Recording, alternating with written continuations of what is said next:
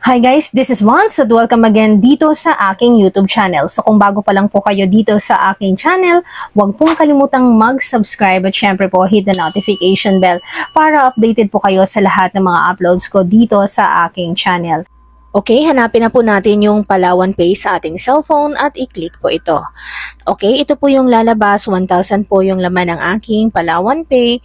Dito naman po, i-click natin yung Send Money. Okay, click na po natin. Okay, next naman to other e-wallet. I-click po natin ito. Okay, dito po guys, meron na po akong mga save accounts pero hindi po natin gagamitin yan. So, dito po tayo sa baba, i-click po natin itong View All. Okay, i-click na po natin. Ito po yung lalabas. So, i-type na lang po natin dito yung GCash at lalabas po siya. Next, i-click po natin yan syempre. So, kung magtatanong po kayo kung may bayad po, meron pong bayad, 10 pesos po yung ikakaltas ni Palawan Pay sa inyo pong balance. Okay, hintayin lang po natin. Dito naman po guys, kailangan yung i-enter yung details ng padadalhan po ninyo. Yung account number at saka yung account name. Okay, account number muna yung i-enter ko dito dahil sarili ko pong account ito. So, syempre, number ko po sa GCash. Dito naman po guys yung aking pangalan sa GCash.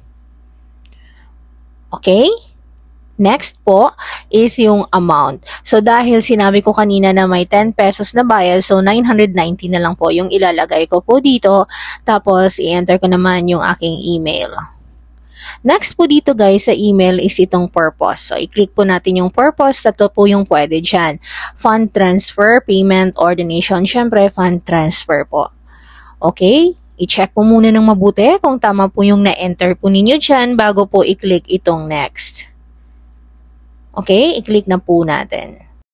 Hintayin lang po natin. Okay, ito po yung next na lalabas. Dito po guys, pwede mo pong magamit yung mga points nyo po sa Palawan Pay. Pero sa akin, hindi ko po siya gagamitin.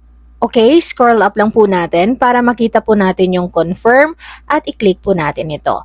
Dito po guys, kailangan natin i-enter yung PIN natin sa Palawan Pay. Ayan. So, nakapag-transfer na po tayo sa GCash ng 990 pesos. So, pwede po nyo i-screenshot yan guys, pero makikita naman po yan sa Palawan Pay doon po sa transaction, yung resibo. So, tingnan natin dito sa email. Ayan, may natanggap tayo. So, kung may tanong po kayo, comment lang po sa baba at maraming salamat po.